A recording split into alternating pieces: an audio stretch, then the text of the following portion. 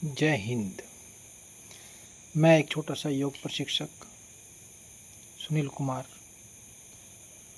आप सभी का हार्दिक अभिनंदन करता हूँ। आज हम जो बात करने जा रहे हैं वो सबसे बड़ा मुद्दा है हमारी लाइफ का तनाव।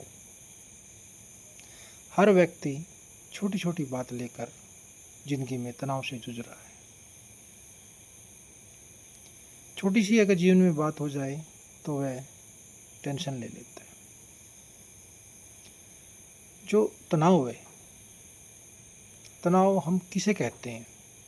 सबसे पहले हमें इसे समझना पड़ेगा कि तनाव क्या है। तनाव किसी को भी आ सकता है, पर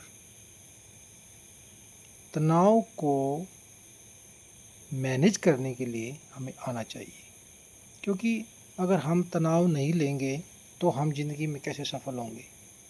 तनाव तो हमें लेना पड़ेगा। तो तनाव हमें किस प्रकार का लें? तनाव वह व्यक्ति की वह स्थिति है जो किसी कार्य को करने के लिए बाध्य करती है और व्यक्ति उस कार्य को कर नहीं पाता, तो हमारे मन में एक क्षोभ सा पैदा होता है, उसे हम तनाव कहते हैं। आज हम बात करेंगे कि तनाव कितने प्रकार के होते हैं। तनाव हमारे दो प्रकार के होते हैं, सुखद और दुखद।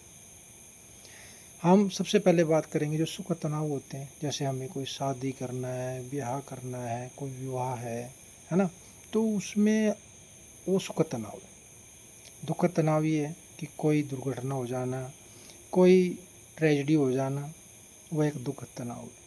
फिर भी अगर इंसान खुश है, फिर भी कोई ना कोई तनाव उसके जीवन में वो लेके रखता है।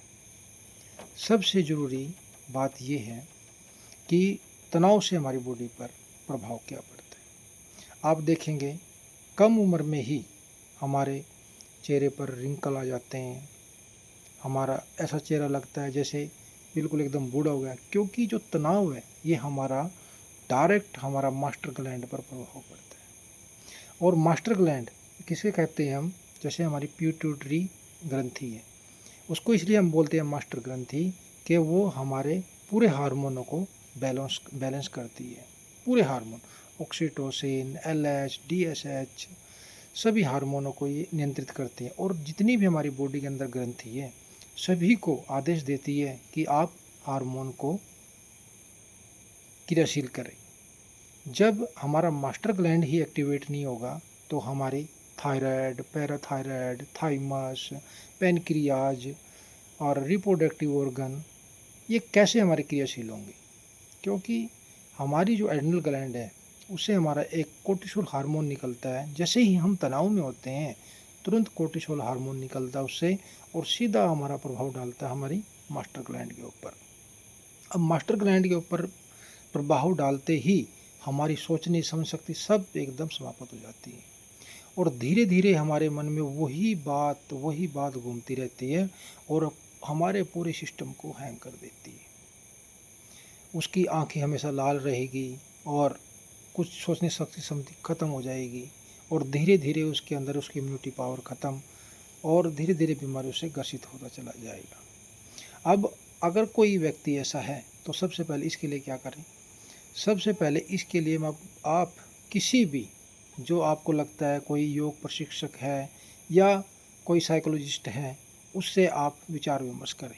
उसको बताएं कि मेरे जीवन में ये प्रॉब्लम है, तो वो आपको कुछ ना कुछ परामर्श ज़रूर देगा। अगर हम योग की बात करें तो इसमें सबसे पहले आप अनुलोम विलोम करें, फिर आप कपालभाति करें धीरे धीरे, और फिर आँख खोल करके भ्रामरी प्राणायाम करें। आँख बंद करके नहीं, आँख खोल के भ्रामरी प्राणायाम करें। और सबसे जो संजीवनी बुद्धि है वो है हमारी मेडिटेशन।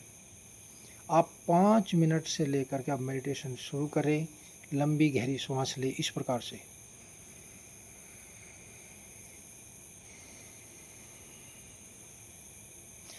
जब भी आपको कोई भी हल्का तनाव आता है तो 3 लंबे गहरे सांस लेना है और छोड़ना है।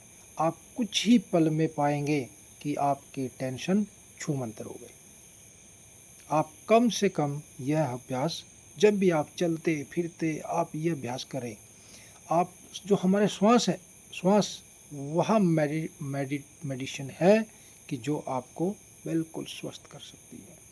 आप अपने श्वास को देखें और इसके प्रति सजग रहे। और किसी को भी अगर मेडिटेशन के बारे में, प्राणायाम के बारे में, आसन के बारे में, आप कोई भी आपकी बॉडी के अंदर जो योग के द्वारा हम लोग ठीक कर सकते हैं, आप मुझसे कांटेक्ट करें। मैं अपना नंबर इसमें आप स्क्रीन पे आ जाएगा। इसी के साथ जय हिंद।